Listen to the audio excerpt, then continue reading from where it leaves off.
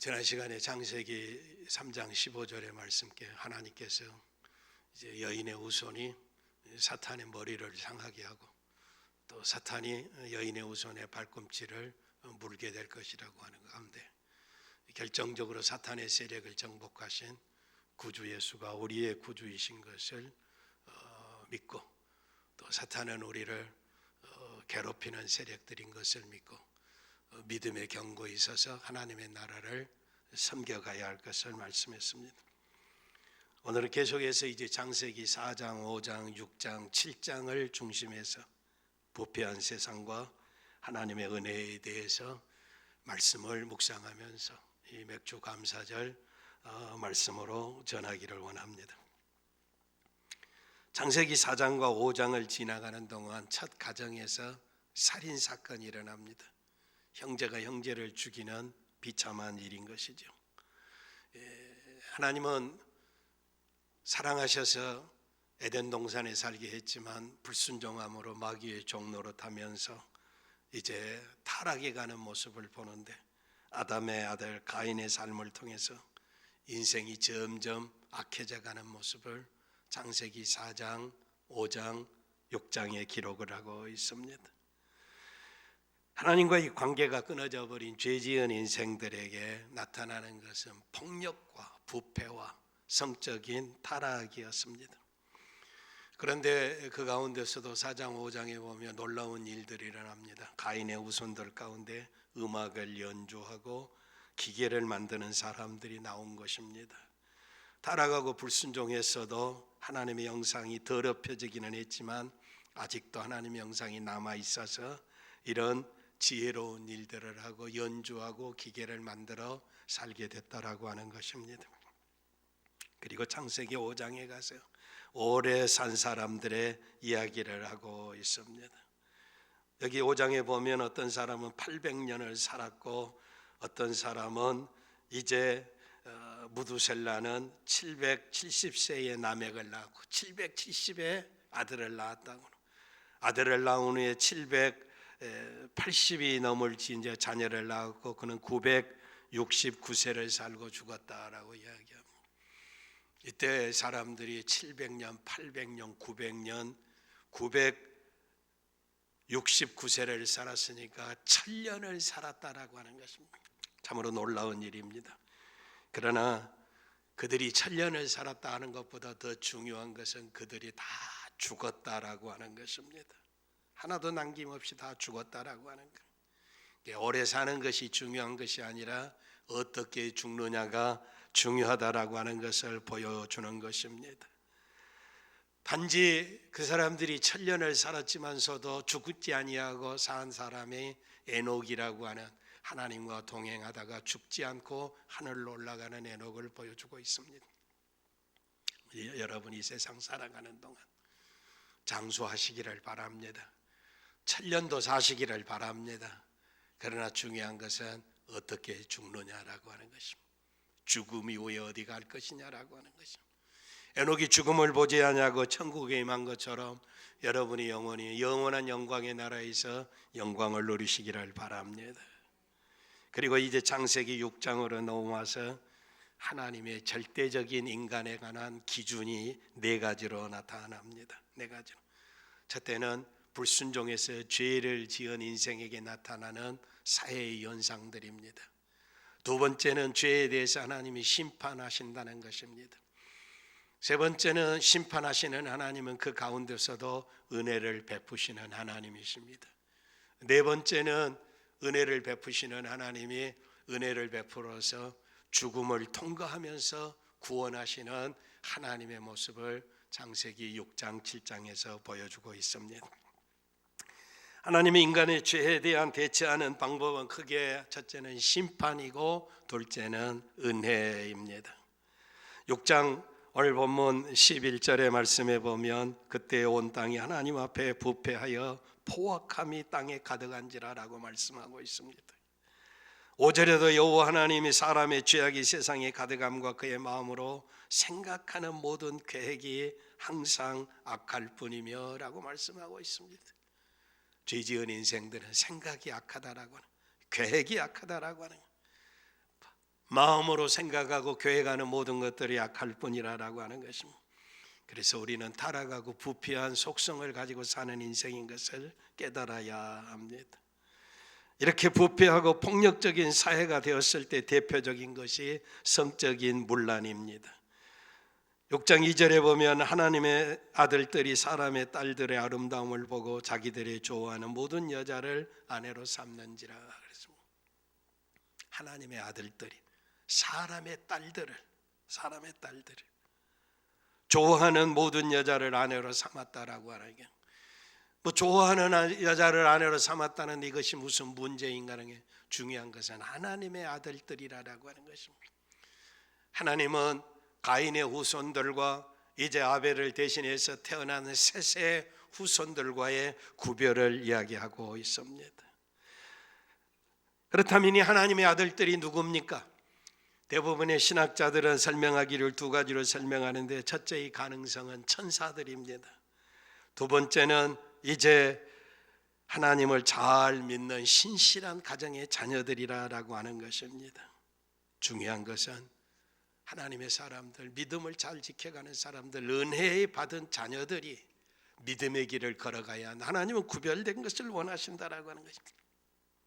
성도들이 자기 자녀들의 이제 배우자를 선택하게 될 때도 세상 사람들처럼 감정적으로 사회의 신분이나 상승이나 아름다운 등의 세상의 기준을 두어서는 아니 된다는 것입니다. 하나님이 무엇을 요구하시느냐? 부패한 사람들의 다음의 특징은 4절에 나옵니다. 당시에 이 땅에는 네피림이 있었고 그 후에도 하나님의 아들들이 사람의 딸들에게로 들어와 자식을 낳았으니 그들은 용사라, 고대에 명성이 있는 사람들이라. 용사, 힘있고 용감한 사람들이고 명성, 그의 이름이 온 세상 천지에 높았다라고 하는 것입니다. 히브리 사람들의 네피림은 남을 넘어뜨리는 일과 관련되어 있는 사람이라고 하는 것입니다.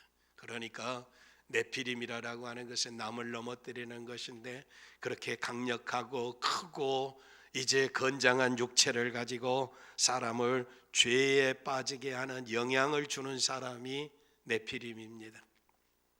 크고 강하고 이름나고 소문이 있다 할지라도 그 받은 은사들을 가지고 죄를 짓게 한다고 그러면 파멸입니다.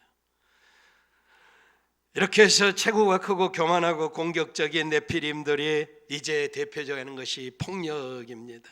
성적인 문란입니다. 땅 위에 살아가는 동안 이런 폭력과 부패와 성적인 타락은 세상을 다 부패하게 하는 근본 원인이 되는 것입니다. 아무리 육체가 건강하고 세상의 육체적인 물질적인 것으로 만족스럽다 할지라도 이것 가지고 죄를 지으면 차라리 가난하게 사는 것이 낫습니다.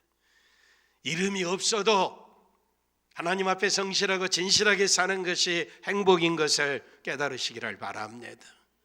돈 많고 건장하고 오래 살고 죄 짓고 다른 사람 멸망하게 한다고 그러면 그건 비참한 일입니다. 중요한 것은 육체적인 건장이나 외형적인 물질적인 풍부보다도 본질은 사람의 마음입니다. 타락한 사회의 문제를 해결하려고 하면 각자의 마음속에 있는 죄를 먼저 해결해야 함 까닭이 여기 있습니다. 사회를 건전하게 해야 하는 것은 하나님의 백성들이 하나님의 의무입니다.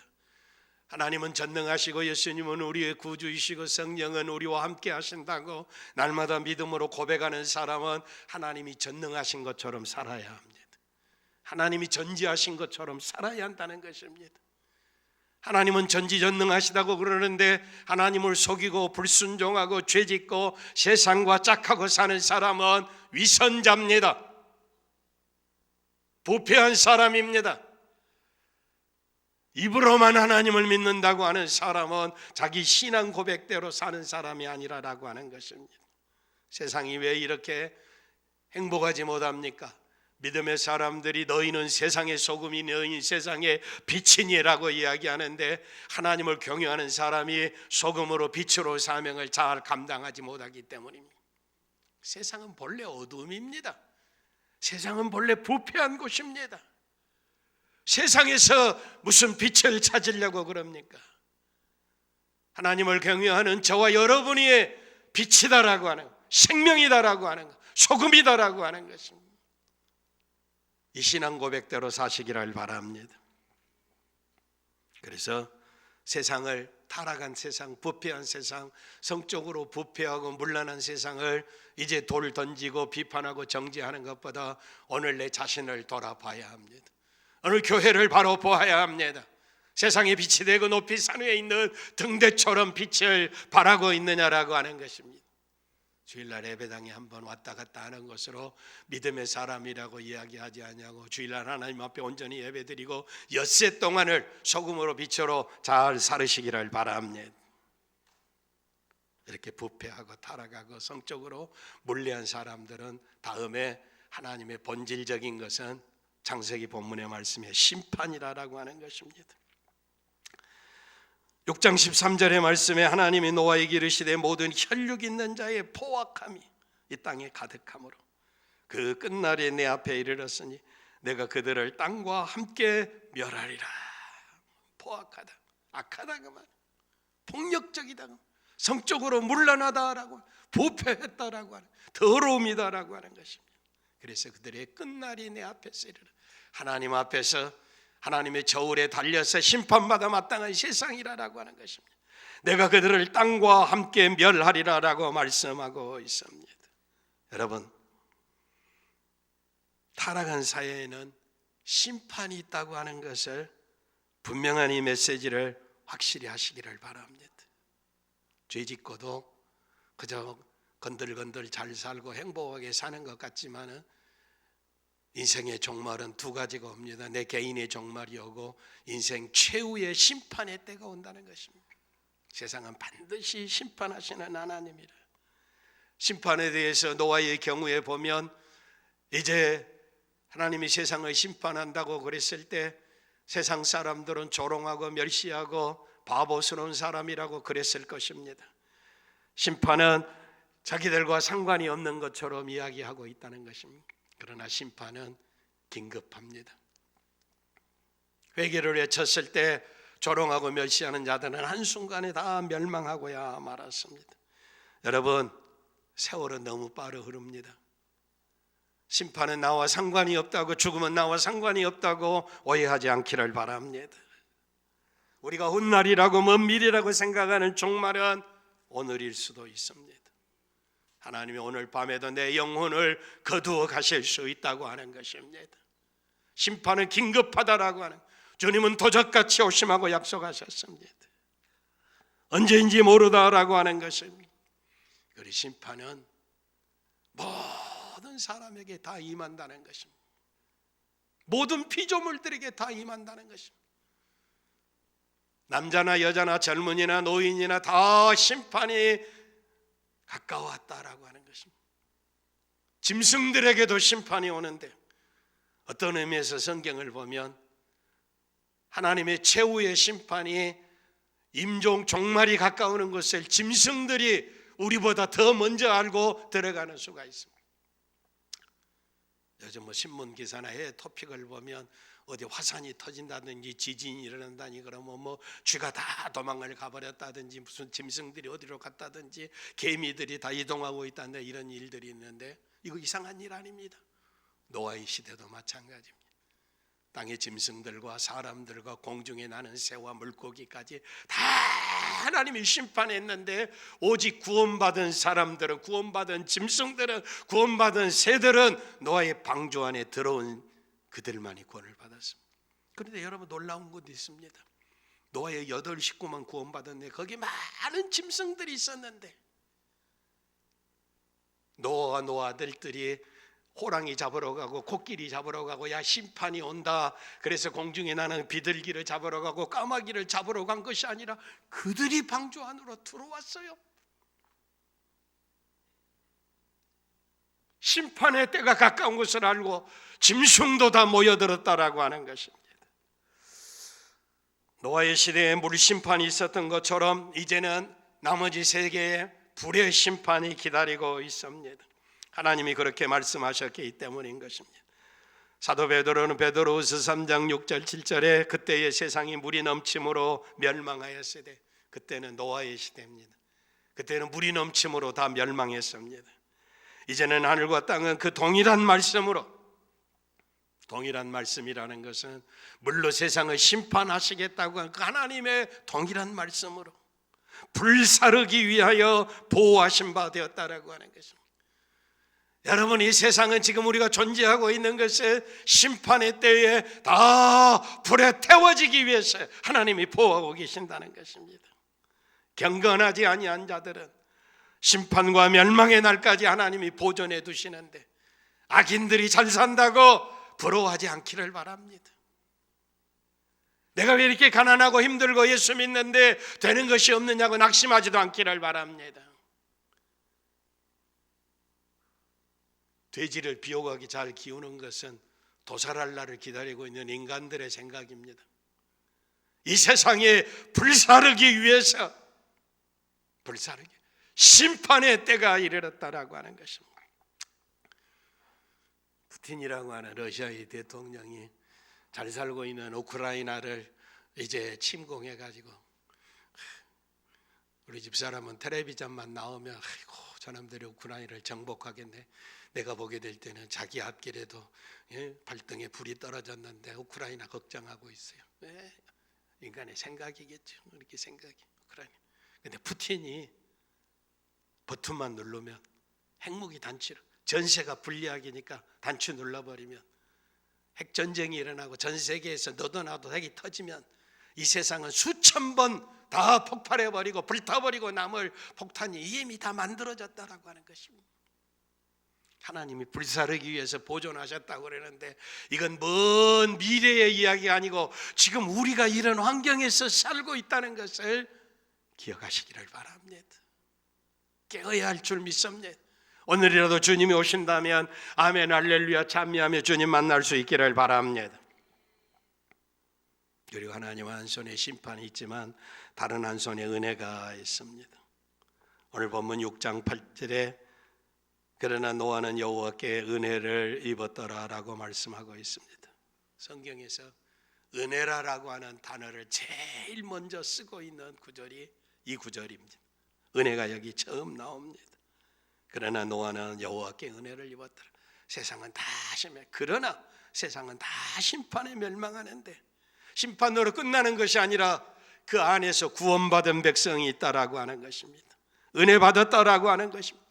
수많은 사람들이 다 멸망해 가는데 그 중에서 노아만이 구원을 받았는데 은혜 입은 사람이라는 것입니다.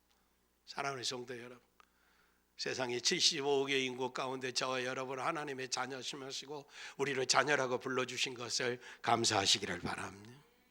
이게 하나님의 은혜입니다. 하나님의 백성이라고 은혜 베풀어 주셨다라고 하는 것입니다. 또 놀라운 사실은 7장 16절에 하나님께서 그에게 명하신 대로 들어가매 여호와께서 그를 닫아 넣으시더라라고 말씀하고 있습니다. 이게 무슨 이야기입니까? 노아의 8 식구와 이제 정결한 짐승들과 부정한 짐승들을 다 7쌍씩 3쌍씩 노아의 방주 싹 들어가게 되니까 하나님이 문을 닫으셨다라고 하는 거예요. 하나님이 문을 닫아주셨다라고 하는 것입니다. 여러분, 한 번 닫힌 문은 열려지지 않습니다. 그리고 방주 안에 있는 노아의 8 식구와 짐승들은 하나님이 다 보존하신 줄 믿습니다. 여러분, 예수 믿고 구원받고 천국 갈 것을 확신하십니까? 나같이 연약하고 나같이 부족하고 나같이 부끄러움이 많은데 하나님이 나도 구원해 주실까? 마귀의 속삼에 넘어가지 말고 믿는 자는 구원을 받았는지 주의 이름을 부르는 자는 부끄러움을 당하지 아니하리라고 하는 마음에 믿어 의에 이르고 입으로 시인하여 구원에 이르느니라라고 하는 것입니다. 하나님이 세상을 이처럼 사랑하사 독생자를 주셨으니 믿는 자는 멸망하지 아니하고 영생을 얻는다고 하는 하나님의 약속을 믿으시기를 바랍니다. 내가 아니라 하나님의 약속입니다. 구원받은 자녀인 것을 확신합니다. 은혜 입은 것을 믿습니다. 그런데 목사님, 내가 예수 믿고 살아가는데 왜 이렇게 답답합니까? 되는 일이 없습니까? 아들, 딸은 왜 이 모양입니까? 건강은 왜 모양입니까? 낙심하지 않기를 바랍니다. 노아의 방주 안에 들어가는 짐승들이 비가 오는 날만 6개월 동안이고 물이 다 마르게 될 때까지는 1년이라는 세월이 지났습니다. 그 좁은 방주 안에서 수만 마리의 사람들과 노아의 8 식구가 살았을 때 뱃속에서 얼마나 답답했겠습니까? 아무것도 보이지 않은 데서 하루하루 지나가는데 보통 괴로운 일이 아니었을 것입니다. 노아가 우리를 방주 속에 들어가게 하고 하나님이 우리를 잊어버리신 것은 아닌가, 버리신 것은 아닌가. 그런데 성경은 놀라웠게도 하나님께서 노아를 기억하셨다라고 말씀하고 있습니다. 사랑하는 성도 여러분, 예수 믿고 구원받았는데, 은혜 받았는데 답답하다고 낙심하지 않기를 바랍니다. 노아를 기억하신 것처럼 하나님 우리를 기억하고 계신다라고 하는 것입니다. 하나님이 외면했다라고 하는 생각도 들지만 하나님은 우리를 잊지 아니하십니다. 상황을 변화시키고 계십니다. 차츰차츰 변화를 가져오시는 하나님이시라라고요. 히브리어 말에 바람이라고 하는 말은 영이라고 하는 말을 똑같습니다. 영이라, 루아크라고 하는 영이라고. 성령은 바람과 같은 영입니다. 여러분, 바람은 불기는 하지만 어디서 와서 어디로 가는지 알 수 없습니다. 잡을 수도 없습니다. 성령 하나님께서, 영이신 하나님께서 우리를 이렇게 지키시고 보호하시고 인도하시고 복 주신 것을 믿으시기를 바랍니다. 하나님이 외면하신 것이 아니야. 하나님이 잊어버리신 것이 아니라고 하는 거예요. 하나님은 우리 가운데 운행하고 계신다라고 하는 것입니다. 우리는 언제 하나님의 영이 우리와 함께 하시고 우리를 지키시고 우리를 보호하시는 알지 못하지만 하나님은 신실하신 하나님이십니다. 목사 믿습니까? 남편 믿습니까? 아내 믿습니까? 이 세상 정치인들 믿습니까? 그게 아니고 신실하신 하나님, 약속의 하나님, 변함이 없으신 하나님, 이 말씀 붙들고 승리하시기를 바랍니다. 마지막 4번째는 죽음을 통한 구원입니다. 마침내 하나님은 노아를 새로운 삶으로 초청합니다. 홍수가 다 지난 다음에 방주에서 나와 새로 시작합니다. 하나님께서 노아를 초청해서 다시 번성하고 성장하라고 말씀하십니다. 이것이 하나님의 은혜입니다. 한 손에는 무서운 심판의 모습이 있지만 한 손에는 놀라운 하나님의 은혜가 있다라고 하는 것입니다. 노아는 하나님의 말씀하신 대로 그대로 믿었습니다. 그대로 순종했습니다. 방주에 들어가라고 하니까 들어갔고, 그리고 이제 나오라 하니까 나왔고, 이게 순종이고 이게 믿음이다라고 하는 것입니다. 여러분, 세상을 살아가는 동안, 믿음으로 살아가는 노아는 세상을 살아가는 동안 이미 세상에 대해서 죽은 사람입니다. 하나님이 심판이 올 것이라고 외쳤지만 사람들은 믿지 아니하고 멸시하고 조롱하고 업신여기고 왕따시키고, 이제 모든 사람들이 생각하게 될 때 노아는 이해할 수 없는 사람이었습니다. 무슨 이야기입니까? 세상 사람들에게는 죽었다라고 하는 것입니다. 세상에 대해서 죽어버린 사람들은 세상이 뭐라고 한다 할지라도 간섭할 것 없습니다.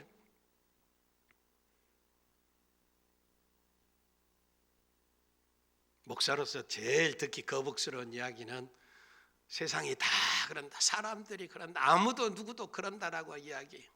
여러분, 우리가 소금으로 빛으로 사명을 잘 감당해야 하지만 세상 사람들이 조롱하고 멸시하고 우리가 믿음으로 헌신하고 충성하고 살아가는데 세상이 조롱하고 멸시한다고 우리가 흔들려서 되는 것입니까?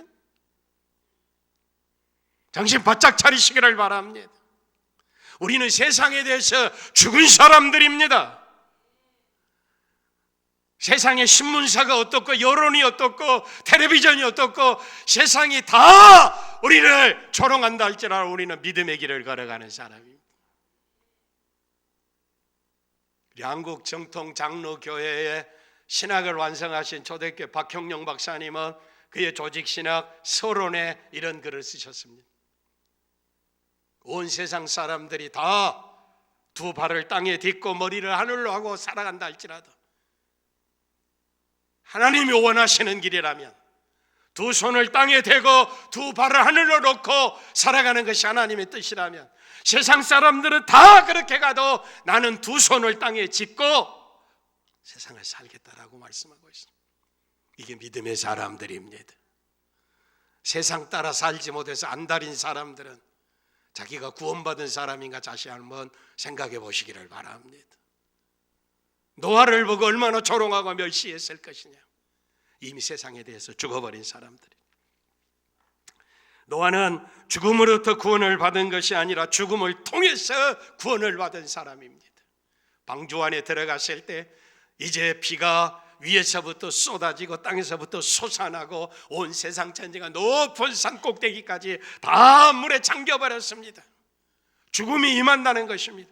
그 죽음 속에서 방주 안에 들어가 있는 노아가 구원받는다라고 하는 진리입니다.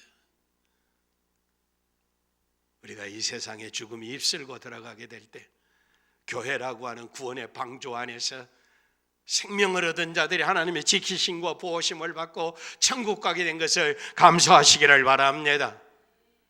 교회 이론인 것을 감사하시기를 바랍니다. 어떤 대먹지 못하고 믿음도 없는 것들로 지가 원하면 예배당에 들어오고 지가 원하면 가고 이렇게 생각하리. 적어도 그런 어리석은 인생이 우리 가운데 하나도 없기를 바랍니다. 이 교회 떠나면 죽음이에요. 방주에서 벗어나는 것은 파멸이라고 하는 것입니다. 예수 따라 사는 길은 십자가를 지고 주님과 묵묵히 걸어가는 길이시지, 자기의 영광을 위해서, 자기 마음을 위해서, 자기 행복을 위해서 사는 것이 아니다는 것입니다. 죽음을 통해서 죽음이 휩쓸어가는 순간에 구원의 길을 가시기를 바랍니다. 우리의 죄값은 사망입니다. 마땅히 죽어야 하지만 하나님께서 우리를 구원해 주신 것 감사하시기를 바랍니다. 그러나 중요한 것은 우리가 다 이미 심판을 받았다는 것입니다. 우리 주님 예수 그리스도께서 십자가에 돌아가실 때 나의 모든 심판을 다 담당하셨기 때문인 것입니다. 예수님이 십자가에 죽으셨을 때 그 속에서 나도 죽은 것을 확신하시기를 바랍니다. 그래서 예수님은 누구든지 나를 믿는 자는 사망에서 생명으로 옮겼고, 받아하십시다. 사망에서 생명으로 옮겼고 심판에 이르지 아니하겠다. 할렐루야. 사망에서 생명으로 옮겼다는 거예요. 이 죽음의 골짜기를 통과하면서 생명이 생교로 옮기고 심판받지 아니한다는 것입니다. 베드로는 이 심판에 대해서 이야기하면서 노아의 홍수를 우리가 세례받는 모습에 빗대어 이야기했습니다. 방주에서 물로 말미암아 구원을 얻은 자가 몇 명이니? 겨우 8명이라. 겨우 8명. 죽음이 다 휩쓸어 가게 될 때 구원받은 사람이 겨우 8명이라. 노아와 노아의 아내와 세 아들들과 그 부인들과 8명만 구원을 받았다는 것입니다. 물은 예수 그리스도께서 부활하심으로 말미암아 이제 너희를 구원하는 편이 곧 세례라고 하는 것입니다. 우리의 세례가 바름으로써 물속에 다 잠겨버리고 우리의 죄가 다 씻음받게 되고 다시 일어나서 했는데, 예수님이 부활하심으로 말미암아 우리가 죽음에서 살아났다라고 하는 표시라고 하는 것입니다. 이렇게 구원받은 노아가 창세기 8장 18절에 보면 노아와 그 가족과 모든 짐승들이 밖으로 나왔고 20절에 노아가 제단을 쌓는 모습이 나옵니다. 노아는 하나님 앞에 경배와 감사를 드렸습니다. 깨끗한 짐승을, 정결한 짐승을 찾아서 하나님 앞에 번제를 드렸습니다. 번제를 드렸다는 것은 짐승을 잡아서 각을 뜨고 내장을 붉어내고 물로 깨끗이 씻어서 불로 태워서 하나도 남김없이 연기가 하나님 앞에 올라가는 거예요. 다 돼서 죄로 관영한 세상에서 은혜를 입고 심판을 통과하고 죽음에서 구원받은 감사와 감격을 가지고 이제 하나님 앞에 번제를 드리는 것입니다. 다 모든 것을 하나님 앞에 드리는 것입니다. 신약에 가서는 사도 바울은 로마서 12장에서 너희 몸을 하나님이 기뻐하시는 거룩한 산 제사로 드리라고 말씀하고 있습니다. 너희 자신을 하나님 앞에 드리라는 것입니다. 사랑하는 성도 여러분, 맥주 감사절입니다. 하나의 행사로 지나지 않기를 바랍니다. 구원받은 감사와 감격을 가지고 너희 자신 하나님 앞에 드리라고 하는 구원의 감격을 가지고 하나님 앞에 번제를 드렸던 노아처럼 형식적이 아니고 위선적이 아니고 가식이 아니에 중심으로 받은 은혜, 구원받은 은혜, 감사 감격하면서 이 감사절을 지내시기를 바랍니다. 하나님이 우리를 구원하셨습니다. 모든 심판에서 구원하셨습니다. 죽음은 이제 지나갔습니다. 이제 남은 것은 우리의 몸을 하나님 앞에 드리는 것입니다. 신령한 예배를 드리는 것입니다. 합당한 예배를 드리는 것입니다. 여러분의 마음속에 이 진리를 확신하실 수 있기를 바랍니다. 죄가 가져온 폭력과 성적인 부패와 이 세상의 타락으로부터 벗어날 방법이 없습니다. 그런데 그곳에 하나님의 은혜가 임했습니다. 이것이 바로 십자가에 우리를 위해서 죽으신 예수 그리스도의 복음입니다. 하나님께서 우리를 부르셨습니다. 심판이 오고 있음을 경고하시고 있습니다. 예수 그리스도 안에 감춰진 새 생명을 잘 찾으라고 공고하고 계십니다. 그렇다면 하나님이 문을 닫아주시겠다고 하십니다. 내가 너를 다스려 주시겠다라고 하는 것입니다. 하나님은 노아를 잊지 아니하신 것처럼 우리를 잊지 아니하시는 하나님인 것을 확신하시기를 바랍니다.